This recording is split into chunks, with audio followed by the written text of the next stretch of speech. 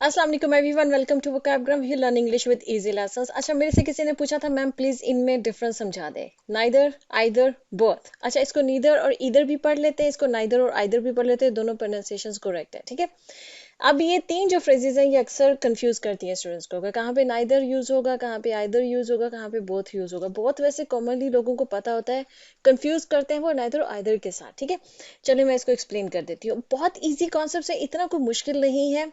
अभी आप समझेंगे तो आपको बहुत आसान लगेगा, ठीक है। देखिए, आइदर हम कब यूज करते हैं। अच्छा, पहली बात तो आप समझ लीजिए, ये तीनों के तीनों जो वर्ड्स हैं, नाइदर, आइदर और बोथ, जो है तीनों, ये दो ऑप्शंस के लिए इस्तेमाल होते हैं। ये जहन में रख लीजिएगा, ठीक है।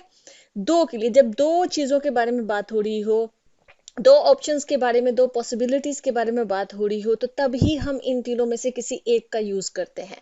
अब किन सिचुएशंस में आइदर यूज होगा, किन सिचुएशंस में नाइदर यूज होगा, ये भी बताती हूँ मैं, ठीक है। ईदर कह लें, नाइदर कह लें, दोनों मतलब आइदर कह लें, नाइदर, क्या कर रही हूँ मैं, आइदर कह लें, ईदर कह लें, नाइदर कह लें, नीदर कह लें, करेक्ट है, ठीक है। अच्छा जी, आइदर हम यूज करते हैं जब हमने ये कहना होता है दोनों में से कोई एक। दो ऑप्शंस है और आपने इन दोनों ऑप्शंस में से जब ये कहना होता है कि इन दोनों में से कोई एक, तो वहां पर हम आइदर यूज करते हैं, ठीक है। अभी जैसे कि सेंटेंस में बताती हूँ, you can select either colour for your new car. आपके सामने दो रंग रखे गए हैं, टू कलर्स, ठीक है। उन दोनों में से जो रखे गए हैं, उनमें से आपको कहा जा रहा है कि इन दोनों में से आप कोई एक जो है उसको सिलेक्ट कर लें। मतलब दोनों में से कोई एक, ठीक है। You can select either colour of for your new car. अपनी नई कार के लिए आप दोनों में से कोई एक कलर सिलेक्ट कर लें, ठीक। ऐसे, I don't mind which, just choose either. आप जो होती ऑप्शन सामने है, आप किसी दूसरे इंसान को कह रहे हैं कि मुझे फर्क नहीं पड़ता कि इन दोनों में से कौन सा, बस इन दोनों में से कोई एक चूज कर लो। आई डोंट माइंड विच, मुझे नहीं फर्क पड़ता कि कौन सा, मतलब तुम कौन से वाला सिलेक्ट करने वाले हो या करने वाली हो, ठीक है। जस्ट चूज आइदर, इन दोनों में से कोई एक सिलेक्ट कर लो। जस्ट चूज आइदर या जस्ट चूज इधर, ठीक है। इन दोनों में से कोई एक सिलेक्ट कर लो। इसी तरह से एक और सेंटेंस है, you can come either Saturday और संडे। तुम या तो हफ्ते को आ जाओ या संडे को आ जाओ, मतलब दोनों में से किसी एक दिन, ठीक है। आइदर हमेशा दो ऑप्शंस में से आपने जब किसी एक ऑप्शन को चुनना होता है, वहां पर इस्तेमाल होता है। एक और sentence, either of these answers is acceptable. इन दोनों में से ये जो भी दोनों आंसर्स, इन दोनों में से कोई भी एक आंसर जो होगा ना, वो एक्सेप्टेबल, वो एक्सेप्ट हो जाएगा। मतलब दोनों में से कोई सा भी आंसर दे दो, वो एक्सेप्ट हो जाएगा, कबूल हो जाएगा। अच्छा, इसमें एक और चीज ध्यान में रख ली, इसके साथ जो हेल्पिंग वर्ब आता है ना, वो हमेशा सिंगुलर आता है। आइदर और नाइदर दोनों के साथ जो है ना, वो हेल्पिंग वर्ब सिंगुलर आएगा, प्लूरल नहीं आएगा। ये कॉमन मिस्टेक है जो हम अक्सर जो इंग्लिश लर्नर्स करते हैं, ठीक है, कि हम इसके साथ जो है वो प्लूरल हेल्पिंग वर्ब लगा देते हैं। जैसे either of these answers are acceptable, हम अक्सर बोल देते हैं, आर नहीं होगा, इज होगा। हेल्पिंग वर्ब हमेशा सिंगुलर आएगा, ठीक है। ये जहन में रखना है, ये रूल। अब आ जाते हैं जी नाइदर की तरफ। जैसे मैंने आपको बताया कि आइदर का मतलब होता है दो ऑप्शंस, दोनों में से कोई एक आप चूज कर लीजिए, कोई एक, ठीक है। नाइदर का मतलब होता है दोनों ही नहीं, दोनों में से कोई भी नहीं, मतलब आप दोनों ऑप्शंस को रिजेक्ट कर रहे हैं। आइदर यूज होता है जब आप दोनों ऑप्शंस में से किसी एक को सिलेक्ट कर रहे हैं, ठीक है। नाइदर यूज होता है जब आप दोनों ही ऑप्शंस को रिजेक्ट कर रहे हैं कि उनमें से कोई भी नहीं, ठीक है, तब हम नाइदर यूज करते हैं। सेंटेंस देख ले, नाइदर ऑप्शन इज गुड। मतलब दोनों दो ऑप्शंस है आपके सामने और आप ये कहना चाह रहे हैं कि ये दोनों ही ऑप्शंस जो है ना वो गलत है, इनकोरेक्ट है। ये मतलब कि ये अच्छी नहीं है, ये ठीक नहीं है। नाइदर ऑप्शन इज गुड, किन दोनों में से कोई भी ऑप्शन जो है ना वो ठीक नहीं है। आइदर ऑप्शन इज गुड कर देंगे ना यहाँ पे, तो दोनों में से कोई एक भी ऑप्शन जो है ना वो अच्छी है। मतलब दोनों में से कोई एक आइदर कर देंगे ना यहाँ पर, आइदर ऑप्शन इज गुड, तो आपका मतलब कहने का हो जाएगा कि दोनों में से कोई भी एक ऑप्शन जो है ना वो चलेगी, ठीक है। जब आप कह देंगे नाइदर ऑप्शन इज गुड, तो इसका कहने का मतलब कि दोनों में से कोई भी ऑप्शन ठीक नहीं है, आप दोनों को रिजेक्ट कर रहे हैं। आइदर के साथ आप दोनों में से किसी भी एक को एक्सेप्ट कर रहे हैं, ठीक है। ये फर्क है इन दोनों में, दोनों वर्ड्स का, ठीक है। इसी तरह से neither book is available at the library.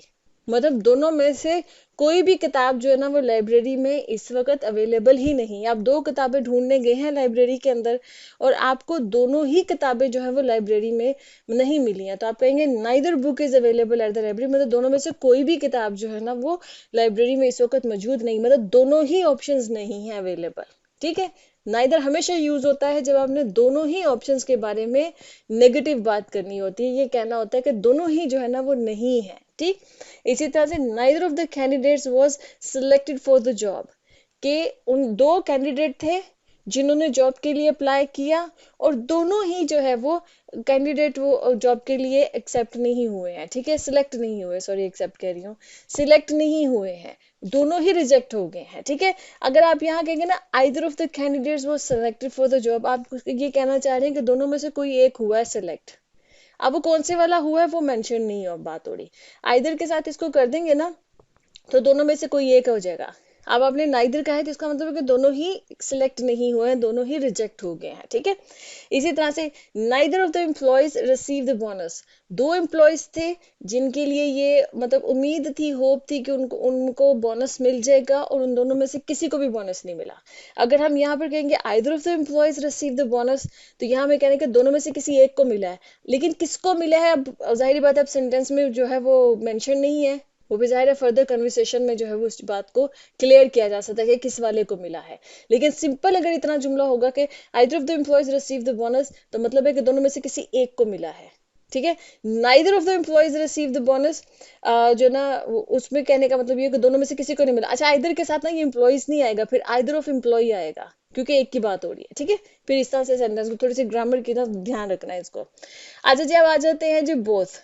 Both क्या है, रिफर्स टू टू पीपल और टू थिंग्स। अभी मैंने आपको पहले भी बोला कि ये तीनों जो है दो ऑप्शंस के लिए इस्तेमाल होते हैं, ये जहन में रखिएगा, दो से ज्यादा के लिए नहीं इस्तेमाल होते दोनों। ठीक है, अब आइदर हो गया दोनों में से कोई एक, नाइदर हो गया दोनों ही रिजेक्टेड, दोनों ऑप्शंस नहीं है काबिल कबूल, बोथ का मतलब है दोनों ही एक्सेप्टेड है, दोनों इकट्ठे। ठीक है, दोनों को जब आप एक्सेप्ट कर रहे हैं, दोनों के बारे में बात कर रहे हैं, तो फिर बोथ यूज होता है, मतलब इंक्लूडेड है, दोनों इकट्ठे टुगेदर, इस सेंस में आता है। नाइदर का मतलब होता है कि बात दोनों की इकट्ठे ही हो रही है लेकिन दोनों को इकट्ठे रिजेक्ट किया जा रहा है, दोनों में से कोई भी नहीं ये कहा जा रहा है। ठीक है, लेकिन जब बोथ कह रहे हैं तो इसका मतलब है कि दोनों इकट्ठे उनको एक्सेप्ट किया जा रहा है। ठीक है, इस सेंस में ये यूज होते हैं, शायद इसीलिए ये नाइदर के साथ बोथ को कंफ्यूज किया जाता है। जैसे कि both students pass the exam, दो स्टूडेंट थे, दोनों ने पास कर दिया एग्जाम को, तो आपने कहा कि both students pass the exam, दोनों ने मतलब कि एग्जाम जो है पास कर लिया है।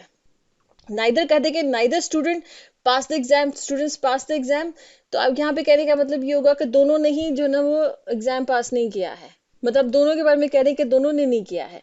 Both students pass the exam मतलब दोनों ने कर लिया। और अगर इस समय कहेंगे कि आइदर स्टूडेंट, अब आइदर के साथ सिंगुलर हो जाएगा स्टूडेंट। ठीक है, either student pass the exam, तो फिर कहने का मतलब कि दोनों में से किसी एक ने किया है, लेकिन किसने किया फिर जाहिर बात है उसकी आगे कन्वर्सेशन होगी। ठीक है, इतने सेंटेंस का ये मतलब बनेगा। इसी तरह से बोथ ऑप्शंस आर वायबल, कि दोनों ऑप्शंस जो है ना वो ठीक है। ठीक है, नाइदर ऑप्शंस आर वाइबल कह देंगे तो मतलब है कि दोनों ही ऑप्शंस ठीक नहीं है, वाइबल नहीं है, वो काम नहीं करेंगे। ठीक है, बोथ ऑप्शंस आर वाइबल का मतलब ये कि दोनों ही ऑप्शंस ठीक है। ठीक है, उनमें से जो भी कर लो कबूल। अब यहीं पर आइदर ऑप्शन इज वाइबल जब कर देंगे हम, आइदर ऑप्शन इज वाइबल, तो इसके कहने का मतलब ये हो जाएगा कि इन दोनों में से कोई भी ऑप्शन जो है ना वो वाइबल रहेगी, मतलब थोड़ी सी सेंस चेंज हो जाएगी। अब आइदर ऑप्शन इज वाइबल जब कहेंगे तो उसमें भी यही कहने का मकसद सेंस ये निकल रही है क्योंकि दोनों ऑप्शन ठीक है, लेकिन हम कहने का मतलब ये है कि दोनों में से कोई एक को सिलेक्ट कर लो। आइदर ऑप्शन इज वाइबल, दोनों में से एक कोई एक भी जो ऑप्शन है ना वो वाइबल रहेगी, वो ठीक रहेगी। बोथ ऑप्शंस आर वाइबल, अब आप इंक्लूडेडली बोल रहे हैं, इंक्लूड करके बोल रहे हैं, दोनों को टुगेदर करके बोल रहे हैं कि दोनों ऑप्शंस ठीक है। ठीक है, ये सेंस जुमले की सेंस बनती है इस तरह से। इसी तरह से both the cake and the cookies were delicious, मतलब केक और जो कुकीज दोनों ही डिलीशियस थे, दोनों ही बड़े मजेदार थे। ठीक है, जब दो की अब इकट्ठी बात हो रही हो। तो आई होप कि क्लियर हो गया होगा। आइदर हम यूज करते हैं जब हम कहना होता है दोनों में से कोई एक, नाइदर हमने जब कहना होता है दोनों में से कोई भी नहीं, और बोथ कहना होता है जब हमने दोनों की ही बात करनी, कि दोनों दोनों टुगेदर, ठीक है। जब इस सेंस में बात करनी हो तो फिर हम बोथ इस्तेमाल करते हैं। आई होप कि आपको ये कॉन्सेप्ट क्लियर हो गए होंगे। अगर आपको कोई और कॉन्सेप्ट इस तरह से ग्रामर का कंफ्यूज करता है, आप कमेंट्स में मेरे से रिक्वेस्ट करते जाइए, मैं आपके लिए लेसन बनाती जाऊंगी। ठीक है जी, ओके जी, अल्लाह हाफिज।